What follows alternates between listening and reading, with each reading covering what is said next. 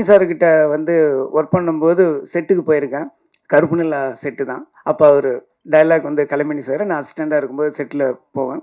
So இப்போ மூலையில் இருக்கும்போது லைஃப்பில் ஃபஸ்ட் டைம் வந்து கேப்டன் நான் பார்க்குறேன். ஸோ அப்படியே பார்த்துட்டு இருக்கும்போது சும்மா சாதாரணமாக அப்படியே இருந்துட்டு இருப்பார். ஸோ நின்றுட்டு இருக்கும்போது என் முன்னாடி ஒரு பிளேட் வந்துச்சு. ஒரு சின்ன டம்ளரில் இருந்தது. என்னன்னு பார்த்தா ஸோ மோர் அப்படின்னு நினச்சி குடிச்சு பார்த்தா ஹார்லிக்ஸ். என்னடா அது நம்ம ஒரு அசிஸ்டண்ட்டுக்கு ஹார்லிக்ஸ் நம்ம கொடுப்பாங்க ஒரு கம்பெனிலன்னு அப்படியே குடிச்சிட்டு ஒருவேளை வேறு யாருக்கும் வாங்கினது மிச்சமா சரி ஓகேன்ட்டு இப்படி போய் தனியாக குடிச்சு அந்த பக்கம் பார்க்குறேன். ஒரு பெரிய ஸ்டவ்வில் ஒரு பெரிய ஒரு ஒரு பெரிய பேரலில் வந்து ஹார்லிக்ஸை உடச்சி உள்ளே கொட்டிகிட்டு இருக்காங்க. நானும் ஊரில் ஹார்லிக்ஸில் உடம்பு சரியில்லைன்னா வாங்கி கொடுப்பாங்க. அப்போ தான் அதையும் அப்படியே இந்த பக்கம் திரும்புறதுக்குள்ளே வீட்டில் இருக்கிறவங்க எல்லாரும் அப்படியே வாயில் போட்டு காலி பண்ணாங்க. வந்து ஹார்லிக்ஸ் வந்து ஒரு சினிமா கம்பெனியில் அதுக்கு முன்னாடி நான் கலைமணி சார்கிட்ட ஒரு 10 செட்டுக்கு போயிருக்கேன். அந்த மாதிரி நான் பார்த்ததே கிடையாது.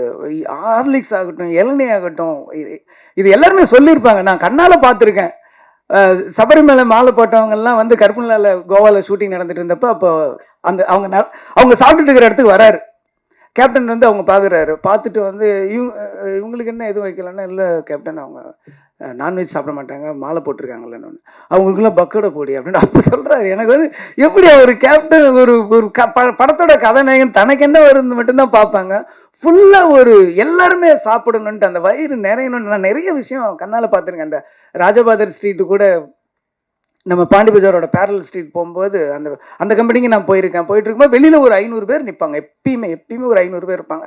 அப்போ கேப்டன் அவர்கள் வந்து அவர் கையால் அந்த பாக்கெட்டு சாப்பாடை கொடுப்பாரு. அதை நான் பார்த்துருக்கேன், எங்கனால பார்த்துருக்கேன். அந்த பக்கம் இருக்கிற மீடியேட்டர்ஸ் எல்லாருக்குமே அது ஒரு ஹப்பு மாதிரி இருக்கும்.